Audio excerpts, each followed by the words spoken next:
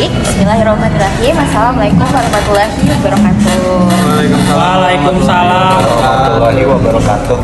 Jadi kami dari mahasiswa psikologi UHAMK ingin mempresentasikan tentang tradisi bahayanya alkohol di kalangan remaja. Sebelumnya aku mau perkenalkan diri aku dulu nih. Nama aku Audi dari Fakultas Psikologi Jurusan Psikologi UHAMK, dan rekan aku Agita, dan kameramennya ada Vika. Halo Kak Audita, Nggak usah, Kak. kakak semua. Ya, oke. Kita mulai aja ya presentasinya. Nah, jadi apa sih alkohol itu? Nah, untuk definisinya sendiri, alkohol adalah zat psikoaktif yang bersifat adiktif.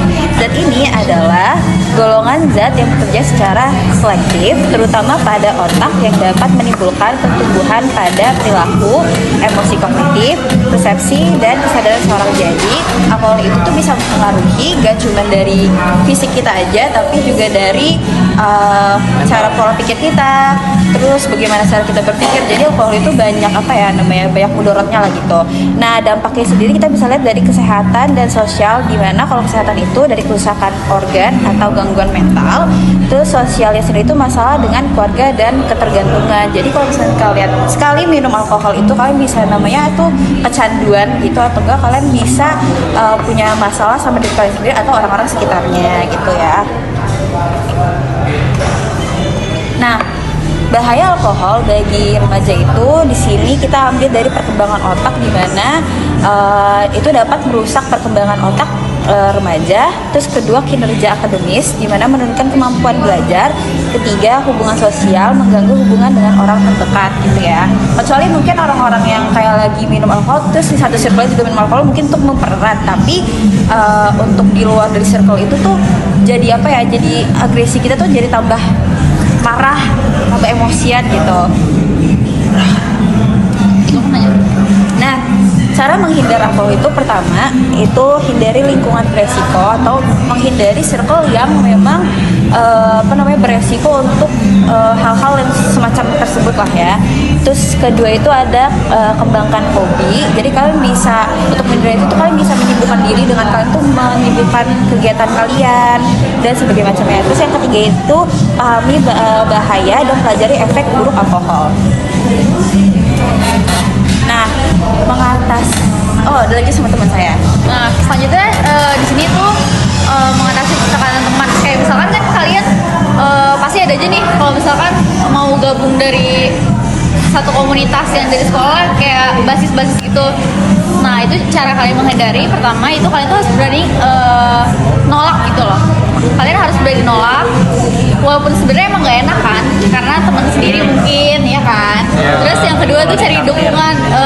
Boleh kalian cari tahu atau cari minta pendapat sama teman kalian yang lain, itu kayak gimana solusinya. Terus minta dukungan dari teman-teman kayak gimana nih positifnya buat ngehindarinya.